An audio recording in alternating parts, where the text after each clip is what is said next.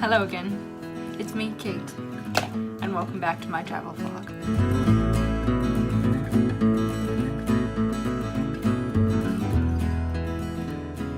So, I went to France.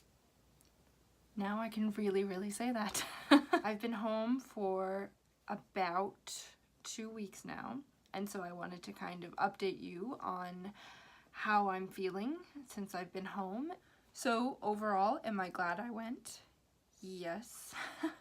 And I'm very glad I was able to test my limits and come out as a whole person on the other side.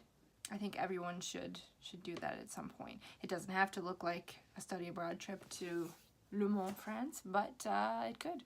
So my worst fears did not necessarily come true. I did not run out of money.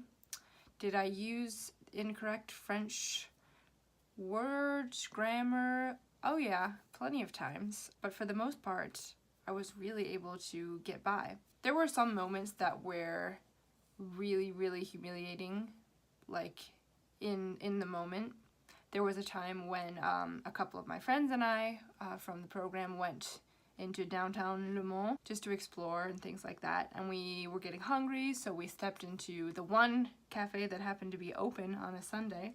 And because out of the 10 students who were in the group from Akron, I had kind of had the most exposure or experience with the French language, there were times when they would look to me to kind of, translate when we were in, restaurants or train stations, things like that. So in this particular situation, we walk into this cafe, we go up to the counter, and the lady behind the counter starts saying something that I cannot understand. So, in French, I'm trying to ask her, what is it that you said? What did you say? Qu'est-ce que vous avez dit? And she's looking at me like I'm stupid, like she doesn't understand what I'm saying. And so I just basically just turned around and walked out of the restaurant because I couldn't handle it. I was like, all right, never mind, bye. So there were low moments like that. Other than that, people were generally very generous with my attempts to speak French, especially at my internship. People there were so kind. They complimented my accent quite a bit, which is very flattering. They didn't have to say that, but I mean, at my internship, there were people there who didn't speak any English at all, so I was genuinely forced to communicate only in my second language for, 6, 7, 8 hours at a time, which was very exhausting, very mentally and physically exhausting, but ultimately worth it, Anyway, so there were those low moments, but also there were also really high moments where all that testing beforehand really came in handy. So the day after the program ended, I was taking a train from Paris to go and visit some friends that I was going to be staying with. And as I was at the train station, I was kind of standing on the platform with my phone plugged into my portable charger as I'm waiting for the train to come. Suddenly this lady comes up to me and starts speaking in rapid fire French. She looks very worried. And for a moment, I really copped out and said, I don't speak French, which was a very cowardly thing to do because indeed I do speak French, although I couldn't understand a word she was saying.